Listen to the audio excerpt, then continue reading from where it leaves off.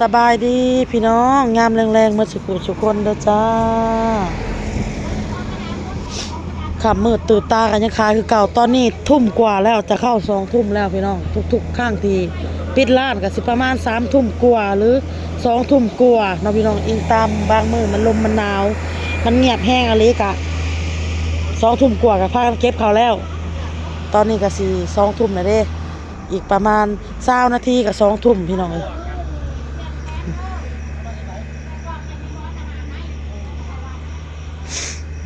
ทางนักถ่ายทำเลยพี่น้องเด้ออันนี้ก็เบื้องหลังเนาะ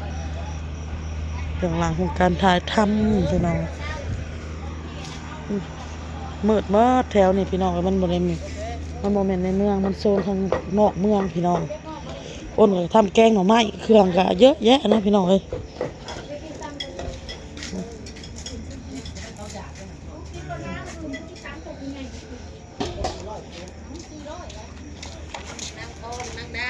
แกงหน่อไม้พี่น้องเลยใส่ข้าวเบื่อน้ำยานางแล้วเรียบร้อยพี่น้องจะรอให้หมอนผดเนาะ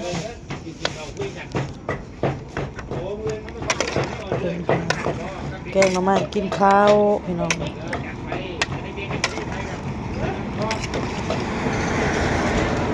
แกงธรรมชาติพี่น้อง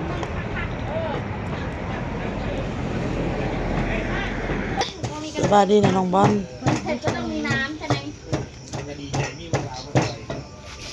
สบายดีนั่นแหละเบื้องหลังของการถ่ายทำเอามอนชิฮันไปตากล้องได้ป่ะนี่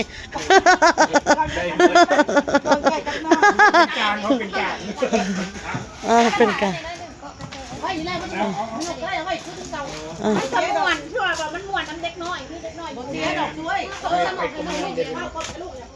จะพาใครลูกอาจารย์มีคนซื้อใครลูกยิงเต็มคือว่าใครลูกไม่ได้ขายเลยจ้าไม่ได้ขายเลยอันนี้อยู่ค่ะสดในน้ำอิ่มอุ่นเลยอ่ะถ่ายหมอนห่อนก่อนซะหน่อยเขาสิมันผดก่อนต้องประแดกใส่ตะแซ่บนะพี่น้องเนาะเป็นซูโบซีรีแล้วใส่ลูกเฮ้ยเหมือนนี่นะใครลูกไม่เท่านอดกันเลยไม่ได้ขายเลยไม่ได้ขายเลยเลยบนมาเลยมือหนึ่งไม่ได้ขายจักโลขายน้ำขายจอดเนาะเราเบื่อเลยเขาก็นอนกินของมืออะไรกันเนาะคนเฮาสร้างมาเขาอ้นน้อยคือกันละวะไม่ได้ขายคือกันนะได้ออเดอร์จากพี่เลี้ยมได้100คอยเราบ่ได้ออเดอร์เลยมื้อนี้มีออเดอร์ได้จ้ามื้ออื่นได้ออเดอร์จากมนได้มื้ออื่นได้200เพราะวัน100เฮา300มื้ออื่นนมกับน้ำข่อยให้เด็กๆเตรียมรถจะพากินข้าวกินน้ำเด้อมาจัดออเดอร์อยู่นี่มื้ออื่น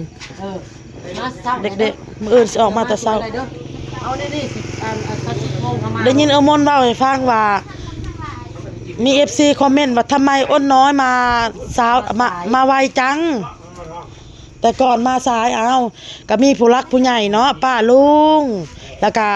ผู้รักผู้ใหญ่แล้วก็ FC นี่แล้วเพิ่นติมาอ้นน้อยเอ้ยคันไปสวยเลยจะได้ขายเจ้าก็รีบเฮ็ดรีบไม่ไวบางทีข่อยมักไว้ขอออกมานั่งจามอยู่นอกพี่น้องเอ้ย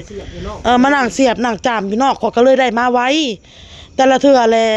จนจามจนยังแล้วเนาะน่ะสาวจนให้ยังมาแล้วละเอียดเบ็ดซับข่อยจะได้ออกมา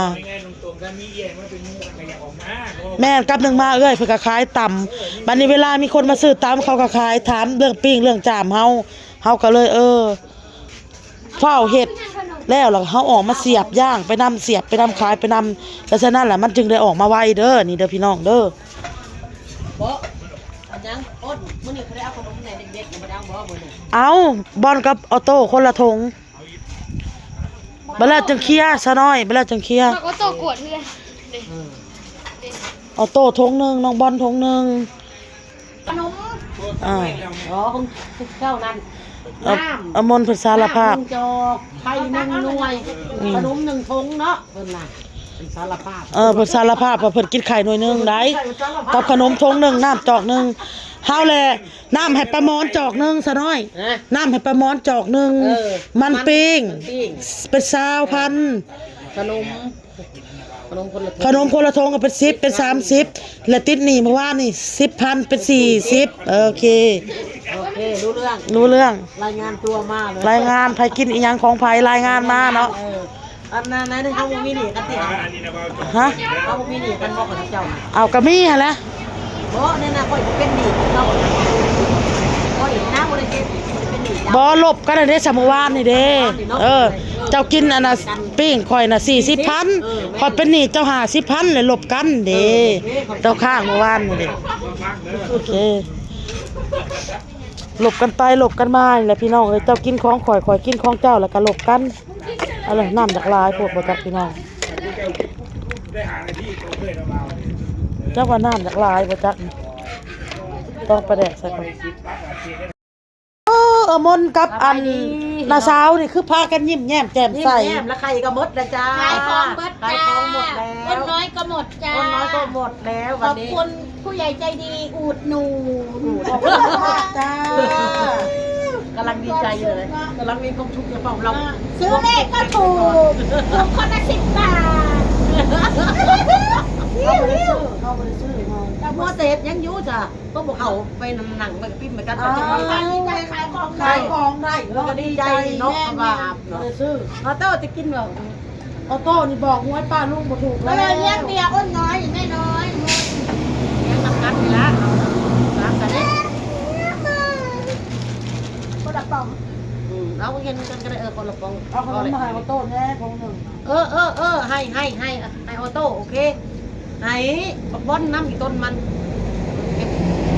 แล้วเดี๋ยวจะให้ คนอื่นนะต้องกินออเดอร์ออกมามียังคือไฟเบิด นี่ยังคือมันมดบ่นี่วะ บัก น่าจะรู้เอาไว้อิ่มแห้งๆแต่ คนผู้ออกหวานๆแบบ หวา ใส่ น น้ำตาล บ่บ่ได้ใส่ หมักบวบ มักอึก หวานพด มักอึกกะ ตัว หวาน ปวดหวาน มั แค่ กบวบกะหวานมักอึกกะหวาน หมักบวบหวานนั่นเอง เก็บให้เบิดแนวนี้แล้วเตรียมตัวถือลง ทานเขาเอาเข่าเด้อนั่งแล้วบอกมึงต้องมาเก็บทานนะลูก ฟัง เก็บแล้วตำเต็มบ่ได้ตำเนี่ยบ่เต้ครับ ก็แบบมาหรือเปล่า น้ำมันกระลือกันไหมกันได้โอ้ได้หมดไปแล้ว ได้แค่เดียวพอเงินง่ายดู เขาอยู่บริเวณแล้วเขาเก็บไว้ซื้อเม็ดขายเม็ด อ้าวว่าจุงๆนะดาวมานี่ได้ หาเยอะได้ดาว เอ้ยฟังห่ออยู่เพิ่นโลดไม่กู้น้ำมึงห่อยอีอันนี้ เสื้อมึงกับพาดแล้วหันมึงกินบ่ลืม เอาอ่อนหน่อยเอาไอ้นั่นไหม โอ้ยขอมขอบใจเด้อเพิ่นถือหัวเพิ่นเลี้ยงพี่น้องเอ้ย เอากันกินน้ำกันได้เนาะ อยากสอบบ่ลูก ตอนนั้นตอนแรกจะเอาไปเลย เอาแล้วคอยให้พิมพ์คนเจ้าอีกแล้วเบิ่งเก็บยาต้องมาน่ะกดเบิ่งบิดน้ำข่อยก็ใช้เบิ่งได้เอาไหนโทรศัพท์อยู่ไหนเอาได้ขาดได้ทองเอ้ยนับไข่ก็บอก61หน่วยว่ะบ่ได้ข่อยว่าไข่เละมันมี30หน่วยขายไปหน่วยนึงก็เลย29นั่นคนที่เขาสิขึ้นโพนทองเอ้ยเอ็ดนั่นเขาแล่นขึ้นโพนไว้ขนาดนั้นเลย นอนก่อน เอาโคกระดาวมาก่อนไปโอ้ยเอาไปเอามานี่นะนี่นะยังลงหน้าโอ้ยตาย 8 บันเอ้ย จะไปทำงานออกมา ตั้งเข้าหกเด้อครึ่งถึกหมดเลยเนาะคันแม่นชื่ออยู่ไทยอ่ะเนาะ แม่น แม่นบ่ แม่นโอ้ย เพิ่ เพิ่ น ม นี่เด้ เก้าหก นี่เด้ขอยเขียนอยู่เทิงพี่เป็นนี่ของข่อยนี่หาแล้วกันก็มาเขียนอยู่เจ้าดูเต็มมือสั่นโอ้ยเจ้าน้อยใช้เจ้าบ่ใช้อยู่เจ้าลบเจ้าบ่จนมือสั่น ใจดีใจ ดีใจว่าเด้อเขารัวๆเลยเมาจนเมิดเลยขอบมุกขอบใจใหญ่เป็นนาน เฮ้ยมวยด่าเลยดีกว่าเราเล่นที่บ้าน เลขแม่นี่แล้วก็ เลขคำเลขคูณ มันหนักมายังบอกแล้ววันพุธนะมันบรอดเราหลังถ่ายหา เฮ้ยเองปลูก10,000กีบเฮ้ยคุณจีห้องนี่มันจะมี5เมืองแล้วแหละอิ่มด้วยพี่น้องเอาสดกินเล่นๆเลยตอนอันนาเต้ๆไปมาบอก นะ เอาไว้เรากินแน่เนี่ย จำตุ่ม นั่ง ตัว ใน นั้น หมอนในหมอนนั่ง ไป มันยังไม่สดเลยเขา ยัง ไม่ อ ส ยู่ ด ใส่ถุงยางขอบถุง เขานี่แหละมื้ออื่นมากินน้ำกันอย่างนั้นอุ่นมากินหนึ่ง เราจะเศร้า มาแต่เช้าเด้อมื้ออื่นเลยเรา10 โมงเนาะพวกเจ้าเนาะ 10 โมงมันยังแดด12ซัก ยังแดดกระหันประมาณไหน มันแดด11 โมง11 โมงป้ามาออกมากับลูกเนาะ เอาเที่ยงเนาะ เที่ยง เอาเที่ยงก็โอเค ตัวไปจ่ายตัวลงตลาดมา เอาเที่ยงก็ได้วันนี้เราก่อยจีบไปกินทานเราก็รับมาประทานนะไปกินทานเลยกินทานกันคนตายเนี่ยใกล้ๆวัยรุ่นเล็กน้อยได้ตาย เป็นไง มะเร็งแล้วหมดลูกจนจนเลยโอ้ยยังอยู่ยังอยู่เนาะอยู่นอน30 ปีทำมาดีเลยก่อนเบาไม่ต่างใส่ลูกแข่งมาชน เอามาปะ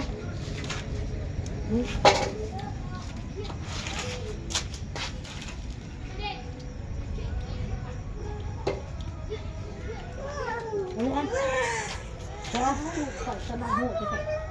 นอนกับปากลูกข่อย